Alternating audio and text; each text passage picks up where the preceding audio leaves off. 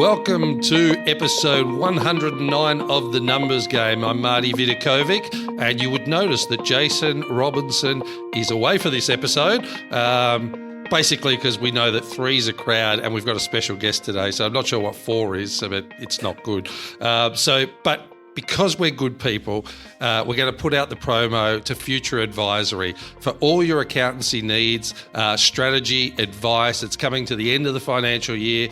Please ring our good friends, and Jace, load his phone up at Future Advisory. So today, Nick, we have got a special guest, which I'm really excited about because I know I need to learn a lot from this guest.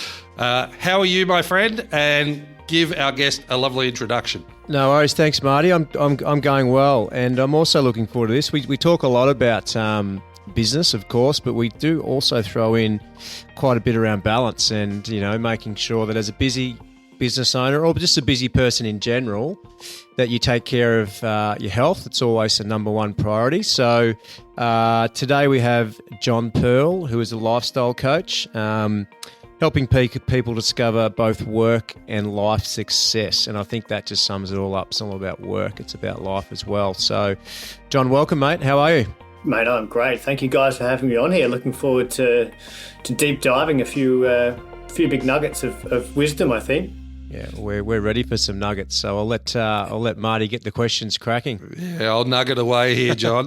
Give us a little bit of background about your journey, what you do, and how you came to the decision to get into coaching, because I think that's always an interesting transition. So, yeah, give us a little bit of context around that to start. Yeah, look, I mean, for me, the journey's probably been fairly similar to yourselves, to where you guys are right now, in that, you know, I spent 18 years in wealth advice. I started back in 2004, spent some time in Victoria, in Melbourne, through corporates and boutiques, spent some time in stockbroking space through a US investment banking firm. And then in 2014, I decided to go out on my own, and because I could do it better than everyone else out there, so I started my own firm. So I started a business called Affinitus Capital in 2014, and I only exited out of that business in December just gone. So I ran the business for, 8-9 years or something. And for me, that was a pretty steep learning curve around running a business and growing a business, and what that entailed, both, obviously from a logistics perspective, but also just physically, mentally and emotionally, what was required to start a business from 0 clients, 0 revenue, sitting behind a desk with a laptop going, I hope like hell I've made the right decision here. And so, so my background is in that investment space, but how the heck did I end up in coaching? Well, it's actually something I said I would never, ever do. I had a friend about 5 years ago say, hey, you should get into coaching. And I said, mate, there's no way I'm ever going to be a coach. And about 12 months after that, I had 2 clients actually approach me and sort of pulled me aside and said, look, success is a pretty narrow term, right? Like we're here as an advisor to help them make money, make smart decisions, tax-effective strategies, et cetera, but how do you do it, JP? How do you manage a family? How do you manage your health? How are you managing your stress? What do you do? And it was actually those conversations with those 2 people that actually spurred me on to exploring a little bit more around this kind of coaching workshops and presentation space, because I realized so many of my clients were struggling mentally, physically, and emotionally, and it was impacting their business or their professional career. So, health and wellbeing has always been a big part of who I was, but I kind of always thought it would be a little component to the side. I never thought it would take the forefront. It's so important, and I mentioned we do talk about it a lot. And what I really liked about you, John, is you are one of us, and you mentioned you were like us, and by that I mean you're just a normal person. And I think I was saying this to Marty before we jumped on the podcast, but there's so many life coaches out there who either, number one, haven't really done much to support what they claim that they can do, or number two, they're filthy rich. So, they've had a business that's blown up, or they've had, they're in tech or whatever it is, and all kudos to them for that. They're amazing entrepreneurs, but they're also giving coaching. And I just think for a lot of people, it's really hard to connect to those people, who are, I guess, preaching via social media on what to do right and wrong. So that's why I really like your story, because I think a lot of people can relate, whether they're business owners or they've been at high level corporate, they can really relate to yourself. So we talked about when you and I first spoke about the 4 pillars approach, which I think is really cool and I think is really impactful. So maybe if we could talk about the 4 pillars, and I'm really keen to know which of those you think, and I know it's probably a hard question to answer, but which do you think is the most important out of all of those? The 4 pillars. Yeah, look, this is something I sort of had to go through my own self-reflection through my journey of being unwell when I was a teenager, just through eating terribly like a teenager does, right? Like, you play a lot of sport, but you eat rubbish and you survive because you're 16 through to 22. But as you get a bit older, I'm 42 this year, my evolution and understanding of food had to evolve, and nutrition and movement. And then from that, it was mindset. And then it was, well, hang on, what's the environment I'm keeping? And I stopped and I thought, well, hang on, they're kind of like 4 really key components here to being able to manage my family, manage myself, manage my business, have a real clear head on my shoulders. And so I settled on these 4 pillars, which was nutrition, movement, mindset, and environment. And they form the absolute backbone of every workshop I do, every one-on-one coaching engagement I have. And I think it'd be remiss of me not to say they kind of all feed into each other in some way, shape, or form. If your nutrition's off, your movement's probably off. If your mindset is off, then you're probably making poor food choices. So they all do absolutely feed into one another, and that's why we have to approach each individual one in its own silo. Look, I don't know if I'd say it's the top of the totem pole, but I definitely feel like probably the biggest thing right now is the mindset space. It's a very trendy word, but that I think encompasses a lot of the topics and areas that people are really struggling with at the moment. So mindset, we're talking everything about mental resilience, how long is your rope, which I'll talk about, but stress and taking time for mindfulness, stuff that was all very woo-woo, wah-wah even 5 or 10 years ago, but now is very much embedded into a lot of corporate space, but also just into a lot of individuals' lives. So yeah, I think that mindset, or that this thing up here, is probably first and foremost where we need to address a lot of attention and energy, because from here it feeds down into our food choices. Am I going to train? Am I going to move? Who am I going to hang out with? Where am I going to work? And if this isn't right, then nothing else can function well. Yeah, and I was just, as you were saying that, I was registering that, you can't do the other 3 without the mindset, because you're not in the right position, or you don't have the capability to make the right decisions. So yeah, to me, I'm with you. I think it's mindset. And that's both personally and professionally as well. Like, you can't go into work and expect to deliver 100%. You can't expect to sit there in front of a client and give you 100%, give the best pitch or whatever it might be. But then conversely, you can't expect to go home and be the best mother, father, brother, sister, whatever, if the head's not right. Yeah, I think the mindset, I've always said a business will never outgrow its founder in regards to mindset, because that's sort of it comes from the top down, and I've certainly taken that on board over the years as well.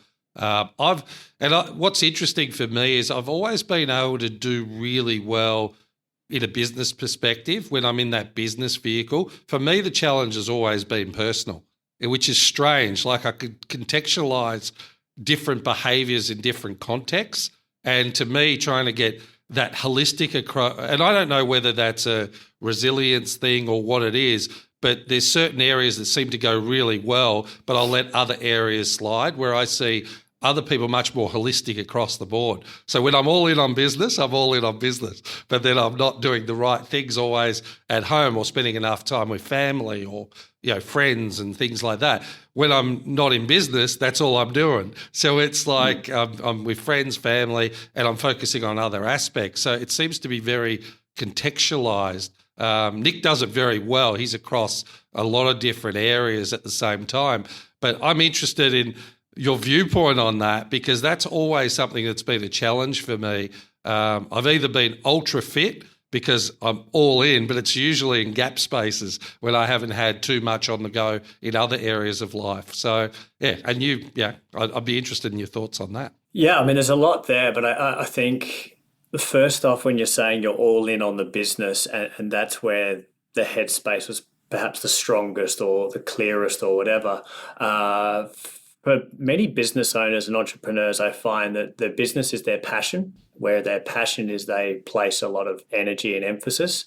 And also for many, their business is actually their form of escapism. So for some, it might be trolling through Netflix or something. But for a lot of entrepreneurs, their business time is their escapism time. Call it family avoidance, call it escapism, call it what you want. But it's home's hectic, home's stressful. I can't handle it. The kids are nuts. They're driving me crazy. I can't focus. I can't be myself. I can't relax. I can't train. But I get to work, and I've got my structure, I've got my routine, I'm doing what I love, I'm building something, I'm surrounded by like-minded people, and that mindset is shifted. So it's about, trying to get that, and I hate the word, but to get that balance, or trying to get that clarity of understanding around, well, okay, what is it at home that we can do to try and get that headspace a little more stable, clearer, and balanced. When you talk about when you're all in, you're all in. What we want to try and avoid is these massive pendulum swings that we see in the way people eat, or the way people move, or the way people do business. We want it to be a nice gradual, an even swing between everything we do, not these big swings one way and everything falls to hell in a handbasket on this other side, and then it swings back again. Because that's what, again, with a lot of business owners, that's what we tend to see. They're all in on business. Everything else in their world comes to a grinding halt, and then they go on to the next task and the next task. I like how you describe that. I'm definitely a pendulum swinger because I'm all in a certain context. It's almost like a call to action when something goes, when something doesn't go right in one area, where you go, I need to focus my attention on that, and then you get a big upside. And it's like, so it's an interesting, so it comes back to mindset in that habitual way of going, all right, this needs attention now, I've got to dominate it and, focus my energy on it, which, like you said, that's the sustainability issue, getting some balance. Yeah, it kind of leads into the next question. I'm just, as Marty was talking about that, I was thinking about myself and just roadblocks to change. So, to Marty's point around needing to do more things personally, just interested to know how you get rid of those roadblocks, because we all know what we have to do, right? And I'm, to be transparent, my situation is at the moment, I'm trying to get to bed earlier. I'm trying to get to bed by about 10:30, and I know what I need to do, but I still don't do it. I know that I need to finish dinner early. I know that, myself and my wife will generally spend an hour watching something. And I know that after I spend that hour watching something, I need to go and read for maybe 15, 20 minutes, and then I'll go to sleep. But I can't stop at the moment then, watching something that maybe I wanted to watch, which for anyone interested, I'm reading the Phil Jackson book at the moment. So I'm actually going back and watching old Bulls highlights, because I was too young to remember that stuff. So I'm watching, a lot of the old Bulls and Pistons, the wars they used to have. So next thing you know, I've lost 40 minutes and I'm in bed at 11 and I haven't done. So I'm interested to see, and that's my story, but I'm interested to see, are there any tools to get rid of those roadblocks? Because there's so many people that would be going, I know what I need to do, but I just still don't do it. I think that'd be a common thing. Yeah, look, and that's where, the coaching journey that I've sort of built out, what I really wanted to focus on is making sure it's customized to each individual person. Because one of the things that really frustrated me about all the coaches out, no, I shouldn't say that, but a lot of the coaches that I came across out there, even the journey that I went on when I went through coaching, it was very much sort of a cookie cutter approach, get the volumes of people in, you slot into it at this point, and then we progress through these steps until you're out the other end and off you go. Whereas I wanted to approach it more like, well, everyone's situation is different. Every human is different. And it's the same way I approach the wealth business. It's low client numbers, it's highly malleable, and it's customized to the person's situation and their headspace. I mean, it has to be. I can't sit there and tell you should do this and then this and then this because of these reasons, and I'll hold you accountable, because it might be very different from what we need to do with Marty. So first off, I mean, what each individual person needs to do might be a little bit different because everyone's receptive to doing things in a different way. But primarily, if we kind of try to throw a blanket over it, I think one of the biggest keys and what I try to do with my clients is accountability. So we set up some routines, or we set a goal, whether it's our weekly, monthly, or longer term goals. And accountability is key because you know that someone's going to kick you in the backside if you don't do what you've said you're going to do. The simple analogy is that, if you're going to go to the gym 4 days a week and you're just going to rock up, swipe your card and in you go. If you don't swipe your card and don't go in, who really knows? Nobody. But if you've got a personal trainer session, you've got the guy on the phone going, where are you? You're less likely to not turn up to that session because you've got somebody holding you accountable. So I think the first thing is getting some accountability happening in some way, shape or form. Could be your work colleagues, Marty. It could be you holding Nick accountable. It could be friends. It could be a coach. It's just having someone in your corner. But then also for me, putting routines in place is really important, just so that we've got a really healthy morning and a really healthy evening. So having a structured routine, but then also utilizing simple tools around us like Outlook to make sure that we don't fall off and fall back into old ways of doing things. There's 1,000,001 apps out there and they're wonderful things, but then you can also end up with 65 notifications beeping at you and all these things going off on your phone. We all use Outlook, we all use calendars. Let's use our calendar better to structure our day to work for us. And I think then really the other component is getting clarity around your end goal and whatever that might be, whether it's a longer term end goal or a shorter goal, because you're more inclined to stick to the routine if you know you're working towards achieving a certain goal or an outcome. So it takes a little bit of time for certain people to get used to that, and it sounds way more restrictive than it actually is, but it's about just utilizing some tools, forming some basic routines, and having someone in your corner to hold you accountable. And a lot of people don't have that. And I think just last on that would be, I was guilty of this. My wife told me so many times I should be doing certain things, and I never did it. And it's because it's too close to home. So I needed an external voice to tell me the same thing she'd told me, but I took it on board because it wasn't too close to home. So for many of my clients as well, it's just about having a neutral voice that doesn't have that too much close proximity to you, that tends to make the ears a little more open. Shout out to Colleen, who's been... who's certainly got my best interest at heart and coaching me, and John is now the third voice, Colleen, so don't hate me for it. It's really interesting. Like I look at Nick's scenario in going, he has a busy day, and this is the excuse, right? This is my excuse mechanism. Has a busy day, he spends time with his wife, and then he just wants some time to have some fun for himself. So again, I guess you got to look at that in a different way. How do you have time for yourself in another way that gives you that same enjoyment? Because I love watching Bulls highlights as well. So it's like, so I can tell I'm consequence driven. I might set goals that I want to achieve, but I'm really good when there's consequence, and then that I have another gear on that. So I kind of know myself, but it's not healthy. It's almost a survival instinct rather than something that's organic or sustainable. And that's that pendulum swing all the time. Like if I feel I need some time for myself, I will watch, a game of sport or a movie to 1 a.m. Not often, but I will do that just to get some me time. And I guess what you're saying there is really important, is to create a system that supports you holistically across your life rather than needing those reactive type things. So things like, we set an alarm in the morning to wake up, right? Like a simple tool that I have is setting an alarm to go to bed, because a lot of people will find themselves at 12:30 at night still watching 1992 to 1994 Bulls replays. So good. Whereas it's so good. But you can lose track of time. You can Yeah. scroll your life away and these sort of things. So by simply setting like a nighttime alarm to say get ready for bed, it prompts that. Oh yeah, good point. I should probably put this down and start getting ready for bed.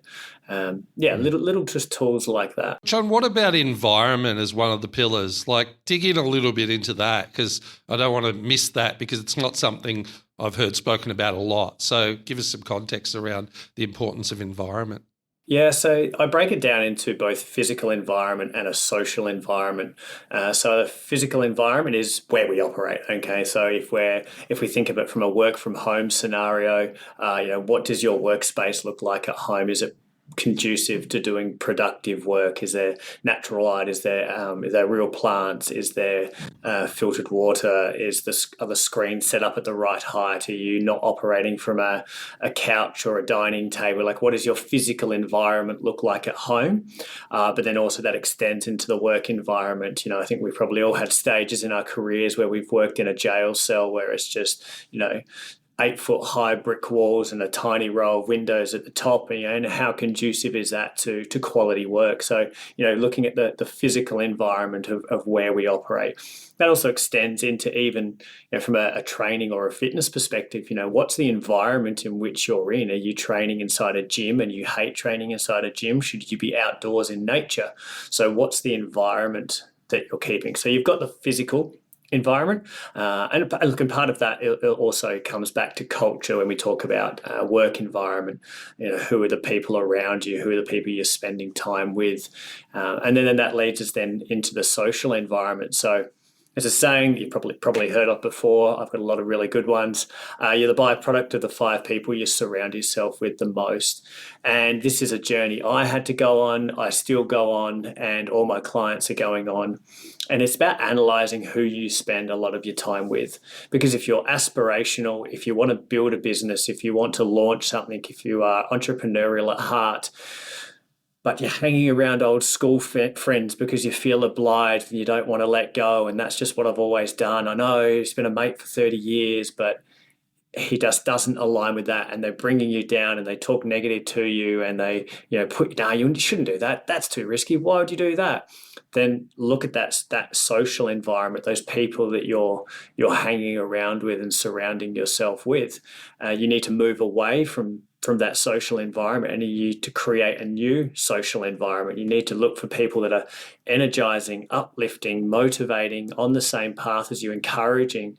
They're the people you need to surround yourself with if you're going to do what it is you want to do.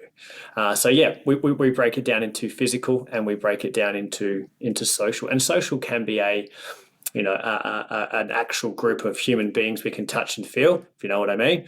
But it could also be an online community. It can be a Facebook group. It could be finding a digital community as well that might support what kind of lifestyle you're looking to lead. Yeah, I like that. I really like that. How do you tell when something's toxic? And sometimes you think you're in alignment with something. How do you take that feedback? As you obviously got to know where you want to go, but how do you get that direct feedback that something's not right for you? Is that physical? Do you feel that in your body? Is it you're grumpy? Like what evidence are you getting to make sure you're in alignment with where you want to head? Yeah, look, I mean, all of the above, right? I mean, there are absolute physical signs that you're surrounding yourself with the wrong environment, the wrong people. So if we think of more just the social environment for the moment and kind of park the physical, because physical is things like, back pain because you're working like this, or headaches or whatever. If we talk more social, one of the exercises we do with clients is going through and going, well, what are your values at your core? Let's sit down and take some time to do that properly.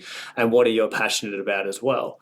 And it's through that exploration that sometimes things will come to the surface. The individual realizes that they're passionate about X, Y, Z. And upon reflection, none of my mates actually enjoy that. In fact, all they do is just hang around at the pub and bet on the TAB or sports bet or whatever. I love art. I want to be in the art world, galleries and creative people. That's interesting. So you go through that self-awareness exercise of unpacking what your values and passions are. From that, often people will have an individual just a self-awareness of hang on, look around me. I'm not surrounding myself with people that are like-minded to me anymore. And that's life, right? Like, I mean, people come and go into our lives. Who we have as friends in year one at school doesn't mean they have to be friends with us when we're 42. I mean, people come and go, and we evolve as human beings with our interests and our likes and our hobbies and our passions. And even, some people say your values can change over time. And so that means people will come and go. So I think just having that self-awareness and taking some time to self-reflect, like a big component of this whole process is getting people to stop and self-reflect. That's what we do as part of the workshops, is where are you now? How does it make you feel? And getting that self-awareness lifted so then they can start to think about the people around them. But then you're right, you'll also find that you'll walk into an environment and it will, for me, I feel it in my stomach. Like I just feel it in my gut that I just don't want to be in that environment. It doesn't nourish me. It doesn't entertain me. It doesn't, make me feel any sort of joy or happiness. And that to me is, I just feel it in my gut. And I'm like, oh, I'm here, I'm present, but I need to leave because it's not an environment that nourishes who I am. And if we go back to like professional services, right? Like, if we go accounting, legal, financial, whatever, the example of social environment I always give is, and we've all been to those events where you walk into a room and, typically there's the person at the door with a tray of drinks, right? And you grab your drink and you walk in and you scan the room and you're looking for people that you know. And if you don't know anyone, you're either the odd guy that's just kind of standing there waiting, hoping that someone's going to talk to you, or you've got to make a call. You've got to gravitate towards a group of people and try and get in on the conversation. And this is a really good example of that social environment. There's always these two types of groups. You just got to find them. There'll be the one that you walk over and there's that person standing there going, yeah, it's just been a shocker of a week and, this problem and that problem and, who knows? I mean, we're probably all going to be out of work at this rate. And then there was COVID and you walk in, you're like, oh my God, I feel so down and so depressed right now. I've got to get out of this group. So you scan the room and you find the other group and you walk over and there's that person who's going, yeah, hey, come on in and have a chat. What do you do with yourself? I run this and I do that. What amazing. Where did you come from? How do you know this person? And you're like, oh, you instantly just feel it. Your posture changes. You get that feeling in your gut of like, I feel energized by being around this little group. It's so true. And I think obviously there's that circumstance, but I'm just thinking the people in your life daily, whether it's through work or personal connections that are negative, like it's such a drainer. And when you've been on the phone to someone negative, you can actually feel like they've taken a part of you that day or whatnot. And even when you're going through a negative, whether it's a work or personal event, but when you're going something negative, you just feel so drained after it. So really resonates with me. And you've just got to, in the best way you can, cut that negativity out of your life, whatever that does look like. And that's just setting boundaries, is it, John? Like, is it like, if you're aware, if you have the awareness of what you want and what you don't want, it's just a boundary setting exercise? Yeah, and sometimes it's about being brutally selfish, looking at who you surround yourself with and you go, I don't have room in my life for feeling this way, so I'm sorry, but let's go some basketball analogies, right? It's like tryouts. I'm sorry, you're cut. And you guys made the grade. Like it's a little bit like that. You just have to be brutal about it because if they're just pulling you down, if they're being negative, they're making you feel, not positive, uplifted, and not the way you want to feel, that you got to cut them from your group and you've got to find a new player. And that's why you look at, is it psychologists, I always get it wrong, I think it's psychologists, have one of the highest rates of suicide, right? It's because they're surrounded by negative energy all day, every day. I wouldn't like that myself. But it's, look, a question I had, and this is coming from a 52-year-old here, John, different demographic, so I'm trying to give myself an out if I need it. Are we at the point, are we at the point where we're confusing mental well-being with mental illness? And it's a big question, and I'm coming from the aspect of, everyone goes through challenges in their life. whether it might be a partnership separation, might be they lose their job, it might be health issues, grief. I think these are just general life challenges. Sometimes you work more than you probably should, but I think we should be working more anyway. Come on. But are we sort of getting that? Are we sort of getting that misaligned a little bit? Because what I've seen from working through the 80s into the 90s, like we were really put in challenging situations in work environments. Now, I'm not saying that was healthy by any degree, but certainly the level of resilience was there because that's just the environment it was. And like I look back at a lot of the challenging times are probably some of the things I learnt the most about. But I just get this sense that whenever challenge is put on someone in this generation, there's certainly a confusing status about that. Like people feel uncomfortable and immediately withdraw.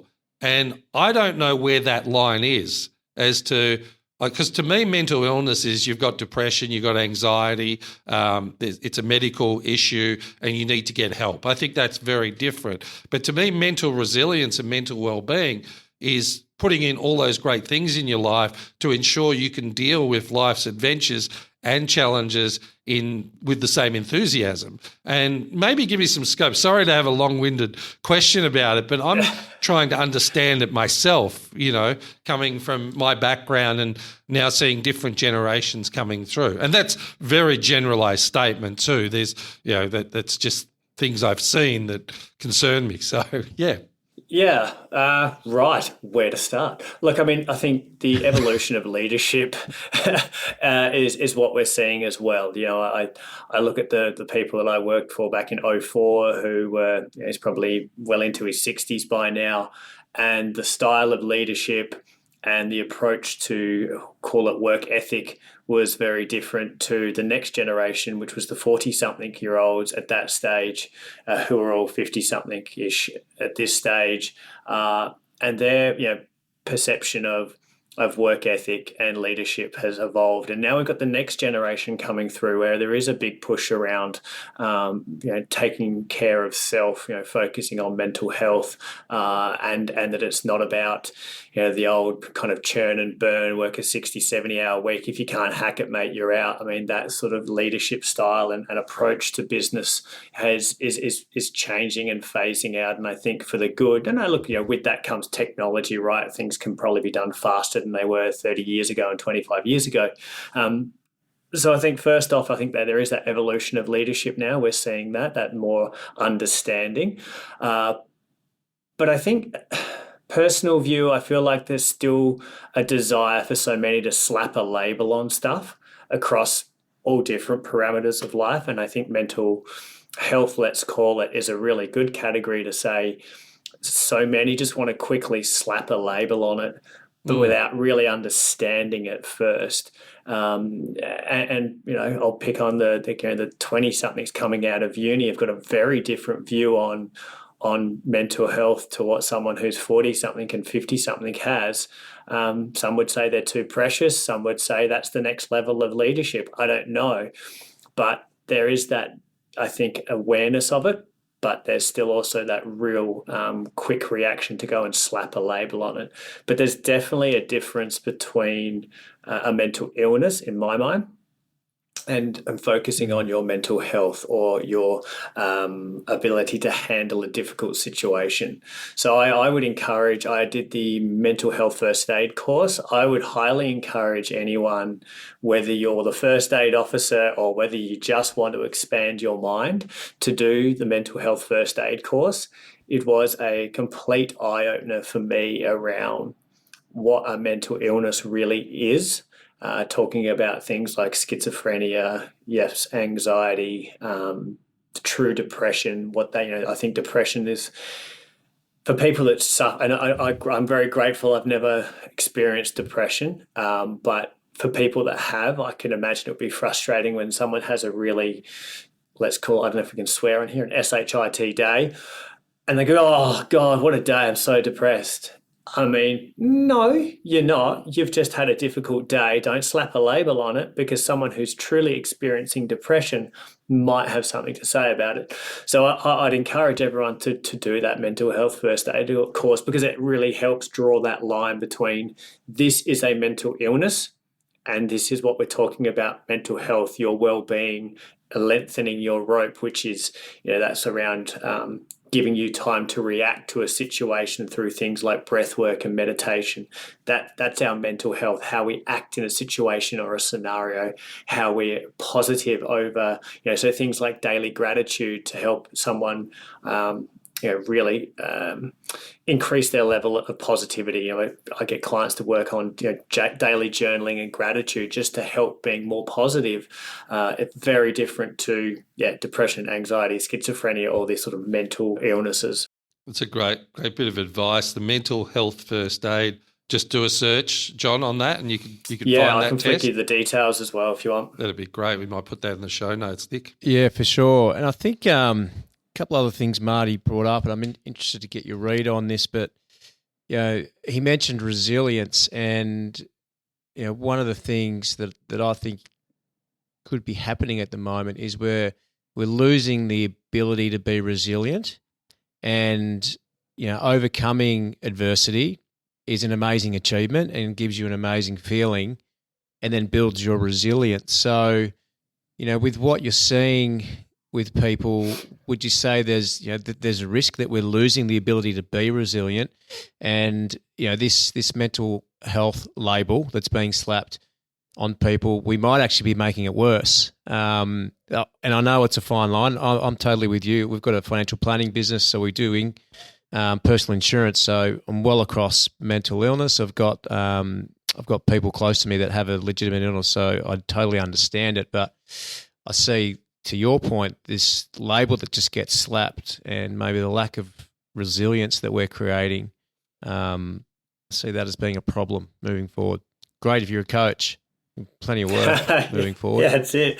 That's it. No, look, we are getting softer, right? I mean, you just have to look at the way we run our days these days. Whether you're getting your air-conditioned car into your air-conditioned office, and you park in the bottom of your building, and you Uber Eats your lunch up to your door, and you get the tip-top shirt guy to come out and pick up your shirts and irons them and drops them back at your door for you. I mean, geez, we've got it pretty darn good. But I think as a result of all these little luxuries that we have in life, is that we have softened around the edges. And then when a truly difficult situation comes up, we don't have the tools to handle that challenge.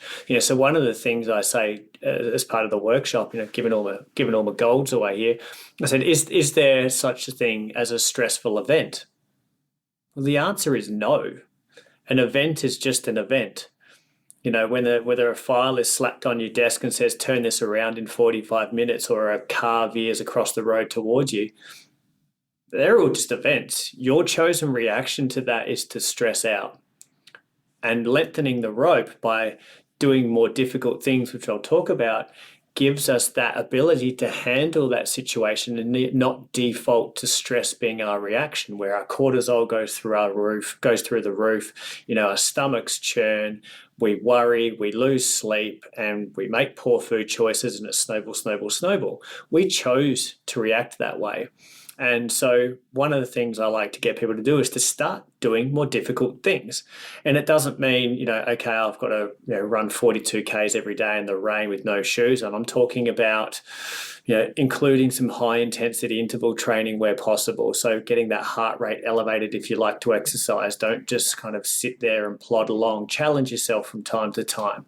There's getting in the shower and doing 20, 30 seconds of cold showering, exposing yourself to discomfort, understanding breath work, so holding breath and releasing breath.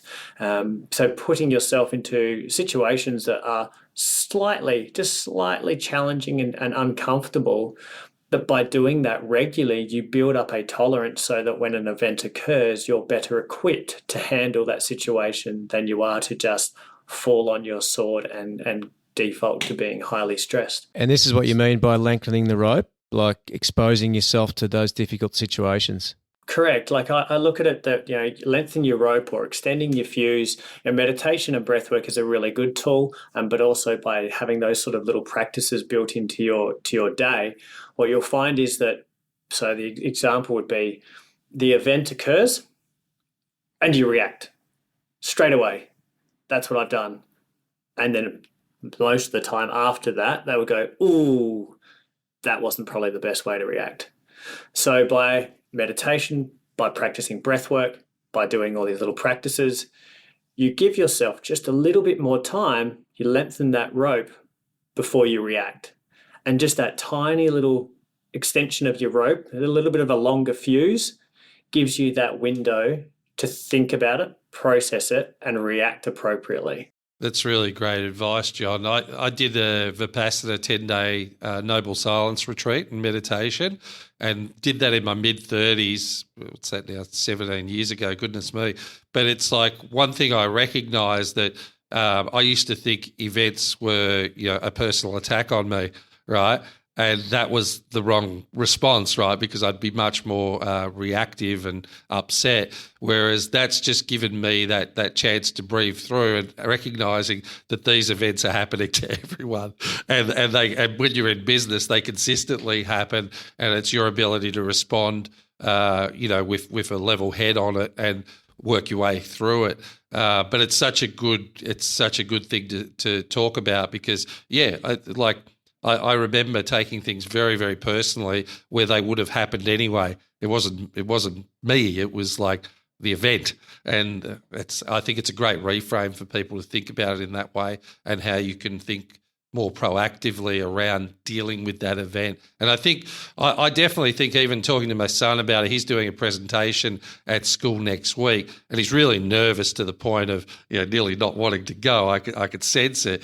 But I said to him, let's sit down and do this together and break it down in chunks. It's 2 minutes. Let's write about a family holiday we went on that he knows, he knows the content, and, just break it down into 5 snippet points and just work with him every night to practice and to connect with him and get him to the point. I don't mind how well or how, if he doesn't do well in doing it, but what I want him to do is go through the process and have the experience, because otherwise you're just going to avoid those situations. And that's what you're saying, and put yourself into uncomfortable positions and experience what you can learn from that. And I think that's a very healthy thing. And I think that's resilience ultimately to what life brings at you sometimes. So, yeah. Yeah, look, and for your son's scenario, I'd suggest to him, start researching things like box breathing. So for those that are familiar with it, it's basically you breathe in for the count of 4, you hold for the count of 4, you breathe out for the count of 4, you hold for the count of 4, and you do that 4 times. Like that's the basic structure of it, let's call it. But what that does is it just really helps settle you down, lowers the heart rate, calms you down. And what I find is, whether it's for someone like your son or for people that might be going into a new client meeting or are about to present to a group, I say, this stuff. You've rehearsed it. You know your content. You've been working in the industry, say, for 20, 30 years. Don't sit there like everyone else does and flick through the notes madly going, don't forget that, don't forget that. Calm, clear the head, and just let the rest of it take its course. And so just by taking control of your breath and just calming yourself down, way more beneficial than what everyone else does, and that's flick through the notes and hope they haven't forgotten anything, which inevitably they won't have. Yeah, that's awesome. I've used the box breathing. I've actually used it like just sometimes during a day. There's nothing that's really stressful, but you just find you go from meeting to meeting to meeting, and I had to get that done. You've really had no time to sit down and just take a breath. So I've often used the box breathing before I've gone to that meeting. Not even stress related. I can just feel, the tightness in the chest because you haven't had a minute just to take a breath, and it actually does do wonders. Question for you, and this is something that is close to our heart, I guess. Meaning Innovate. We've started doing financial wellbeing seminars for corporate groups. So corporates are now getting deeper into the well-being of their staff, whether that be mental or financial. Previously, the buzzword has been culture, and you and I spoke about there's kind of a shift away from culture, although culture is still extremely important for business. But investing into people's well-being, and what sort of impacts are you seeing that's having on not just the employees but the businesses as a whole? Thoughts on that, and have you been doing some of that work with corporates? The workshops that I run are largely always with businesses of various sizes because they are now wanting to make that investment into their team, and it's, I think, for various reasons, but primarily we look at it and say COVID came around and it rattled a lot of people, and culture is still very, very high on the ladder because getting the team together, the work from home situation, how do we maintain a culture inside of our workplace? And we've got 20 people at 3 days a week and 10 people at 4 days a week and the rest at 5, and some work from home. So maintaining that culture is really difficult. I'm off to Melbourne on tomorrow to run a workshop on Saturday. And it's the first time some of the people will have met each other in 4 years because of COVID restrictions. So it's just crazy. So culture is still definitely important, but they've also then acknowledged that it was a difficult time, and it probably was difficult times before that, but it was never front page news. So culture was probably front page news and the thing to talk about and go to. But now I think it's raised the awareness of going, people have, they've got their own problems going on in their own lives, and they're here for 6, 8, 10 hours of a day. That's going to impact their family. It's going to impact our work. So we need to help them address their own health and well-being because they're going to be a better employee, a better mum, a better dad, et cetera, et cetera. So I think that's definitely, now we've seen that shift going, look, if we focus on health and well-being, that will embrace and feed culture. But it will also help them when they leave the work environment to go home and be the best versions of themselves they can be. They can understand why they come to work, what's their purpose, what's their reason, why are they here in these 4 walls. And then also, making sure that when they are at work, going, okay, acknowledging that we need to give them the tools like the breath work, like the meditation, like goal setting, like vision boards, all these wonderful tools, so that when they're here, they want to be here and they're productive. Because what we don't want is this huge multi-billion-dollar expense of presenteeism to continue. People come to work and they're not focused, they're not thinking, they're worried, they're distracted, they're not sure why they're tired because they haven't been sleeping well, they're eating like garbage, they're probably drinking too much. And so you look at the quality of work that's being put out, it's 7 at 10 at best. So let's make them happier and healthier individuals. Let's make them more focused and driven on what they want to do inside of work and outside of work. Let's give them the tools and resources so they can do that with a sense of genuineness, knowing that will flow on then into the quality of work that is put out and the culture. It's been a real eye-opener. We started the financial wellbeing seminars in January this year, and it's been a real eye-opener on the take-up. I thought it'd be a real pitch from us to get into businesses, but as soon as you start the conversations, the response from directors or owners of business is, when can you come in? Because I've got staff that I know that have got money problems. I want to help them, but there's only so much I can do. And to your point, John, sometimes you need an external voice. So, I've been really surprised at the take-up, and then also really surprised at the interaction during those catch-ups with the staff. It's not just, we've got to march along to this thing that the boss has organised. Like, people are attentive and really want to come and want to be involved. So, it's really cool, and it goes so much deeper than mental health, which is what it was all about. Like, financial wellbeing then relates to mental health, and there's so much to think about outside of mental health and creating awareness around people's mental health. So, it's really good. Just the physical is the big component we talk about as part of our workshops, right? Like you look back at our industry, right? Well, if I look back at the wealth world and what that looked like over the last 10, 20 years, it was typically excessive alcohol, lunches out 3 to 5 times a week, late nights, possibly not seeing your children, rolling in the next day, not feeling 100%, backing it up into a morning breakfast, going into another lunch, then rolling into a client meeting, expect you're going to pitch it 100% when you're backing up 2 nights on the booze. I mean, that's the culture that needs to shift and is shifting. I think more deals are done now over running through a botanic gardens than they are done in a front bar. That's a big component of as well. It's educating the team on, not saying you all have to fit into this box when it comes to food and movement, but here's some recommendations around sleep, around nutrition, around alcohol, around how that you can help yourself be happier and healthier and operate at your best. Yeah, and I think you're seeing top performers in industry. I follow the real estate agent industry quite often because we do support a lot of those people through finance, and the top performers that I know have got all of that stuff ticked off. They've got the health, they've got the physical ticked off, they've got the mental kicked off, they've got the balance ticked off. So you're starting to your point around the shift. You are starting to see those high performers in business, and they do have everything else on a level playing field as well. So you can see that happening. What about breakthrough moments for people that you work with? Like, what's the thing that gets them going? Is it the excitement of the goal that gets them moving forward, or is it the consequence of not moving from where they're at? And I say that in context to a lot of people have various different upbringings, and like you said, they haven't always got those 5 great people around them. What do you think are the main drivers that gets people through to achieving greater results from what you've seen already?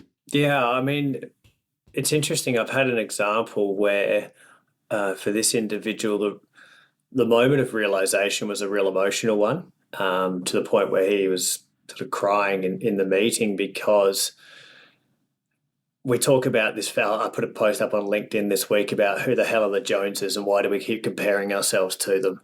And you meet with so many business owners or senior professionals, and you're like, well, what's the end goal? Well, I want to be earning this, and I want to have this many staff, or I want this much turnover, or whatever. So let's just use the example. I want this much income. Cool. Why? Well, because that's what everyone in my industry earns. Okay. Now let's go deeper though. What does your lifestyle look like? What do you value? What are you passionate about? And so for this individual, we went through this exercise and we realized that at his income, he was already realizing a surplus income, but he felt he would be happier if he had $100,000 a year more, because that's what everyone in his industry was earning. Although he had the realization in the meeting that would mean not seeing his kids like he'd already started to do, foregoing his health and well-being, and that he'd spent the last 12 months completely tracking down the wrong road, trying to earn more money when really what he'd foregone was what he really valued, which was his family time. And so it was really emotional for him to go, what am I doing? I'm hunting the dollar when I've realized the dollar is not important to me. So for some, it's that realization around what's actually truly important to them that helps start the process of going, okay, I need to make change. How do we do this? But Marty, to your example, often people will look at the reward or the sensation you perceive you're going to get from achieving something as motivation towards it. So, for example, I'm going to earn X, Y, Z. How am I going to feel? I'm going to buy this property. How am I going to feel? I'm going to run a marathon. How am I going to feel?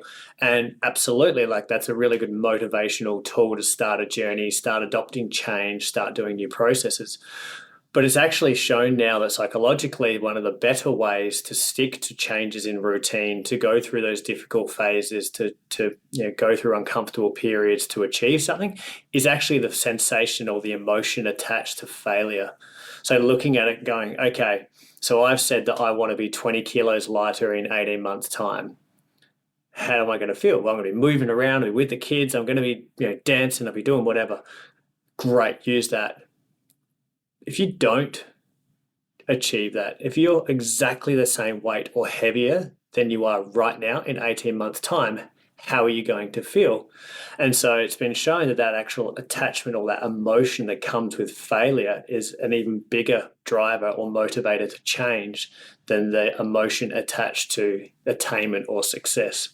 100%. That's certainly, I have that driver. I know that it's I'm very much off consequence and of not achieving, and that drives me forward, which is sometimes I wonder, it doesn't feel that healthy very often, but it's but I know it's there, and that's something I'm reshaping and you make a really good point, like in what you said with your client's story. I heard a great quote this week that said, he's so poor, all he has is money. And I thought just a fantastic quote. And particularly, if you didn't grow up with a hell of a lot of money, it becomes a wound that you need to heal. So it's a really important driver.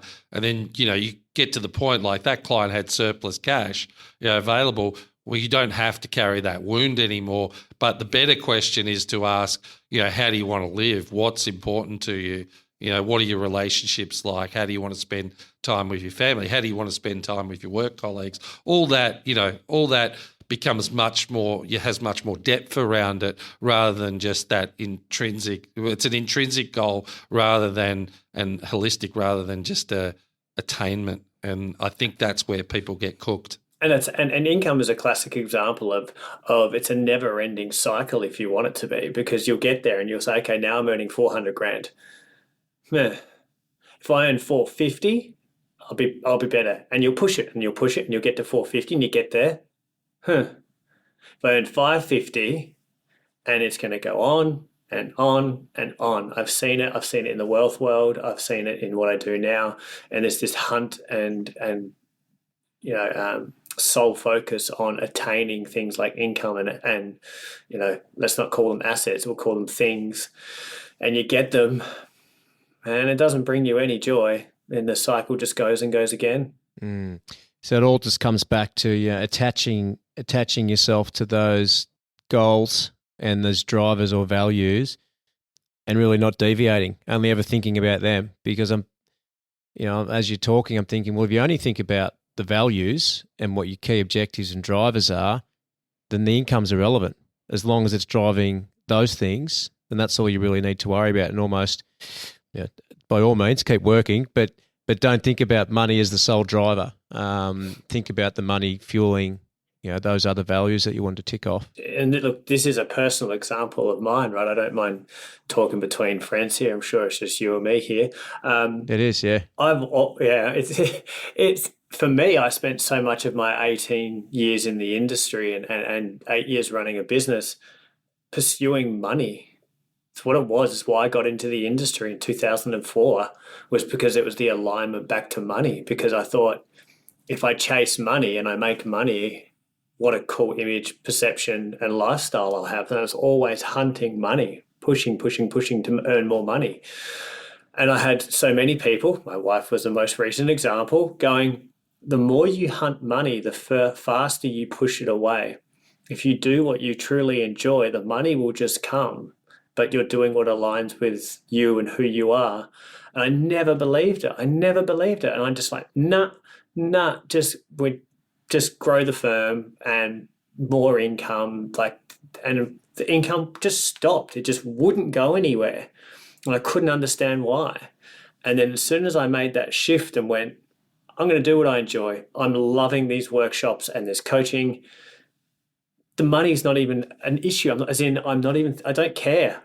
It'll come in its own way, shape, and form. But I'm having fun. I work a 30 to 40 hour week. I spend time with my kids. I was working 70 hours a week for the last 18 months, and I'm back aligned with who I am.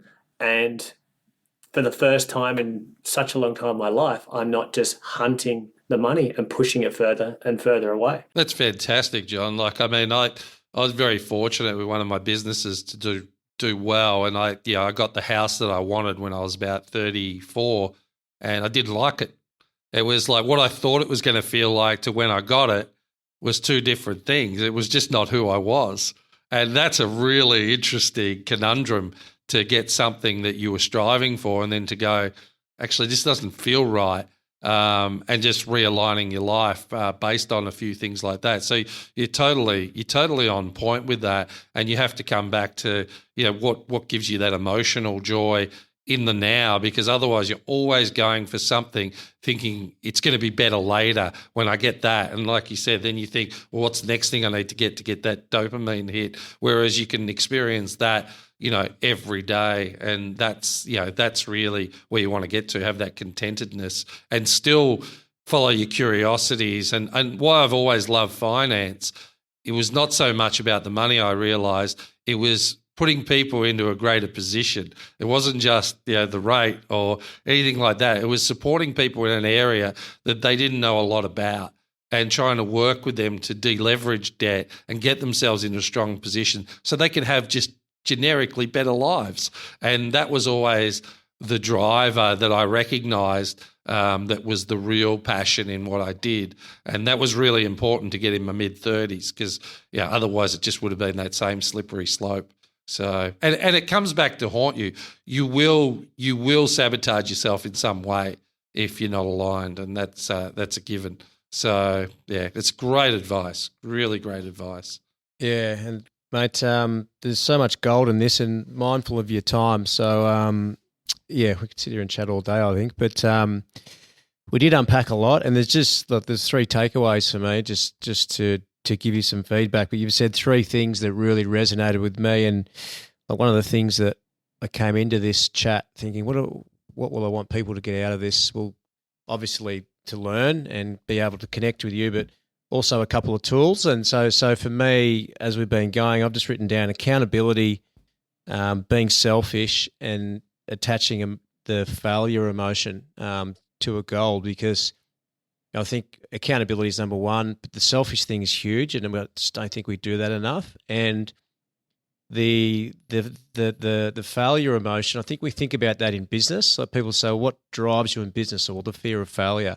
But I don't think we think about that outside of business, whether it's weight, whether it's fitness, whether it's our family situation, whatever it might be. So, they're three things that I'll go, geez, that's exactly what I need to work on. And I think that's probably the most impactful for me. How about you, Marty? I think for me too, and I've said this before, but time's the only currency you don't get more of. So you want to enjoy it.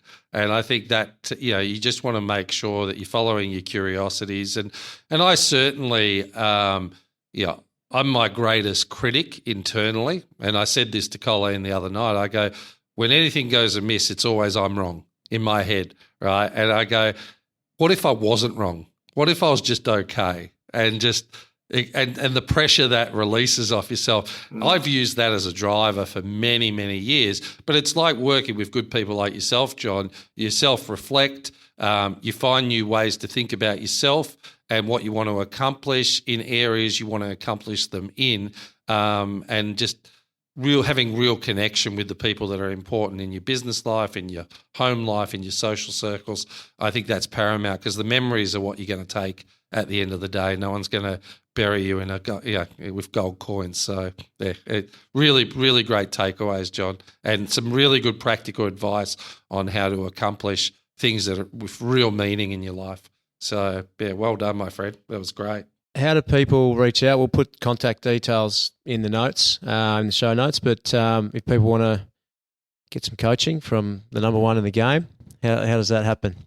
Email john@johnpurl.com. Yeah, john@johnpurl.com. Purl spelled P-U-R-L, just for the ones that start typing P-E-A-R-L. So it's john@johnpurl.com, or check the website, which is just johnpurl.com, or even just hit me up on LinkedIn. I'm easy to find on there as well. Awesome. Well, thank you very much for joining the show, John. I think every business owner needs someone like you in their corner, just as that third voice in their life. And I would highly recommend you email John. And thank you, listeners, for listening in to another episode of The Numbers Game. It's been a lot of fun. We've all learnt something. Game over.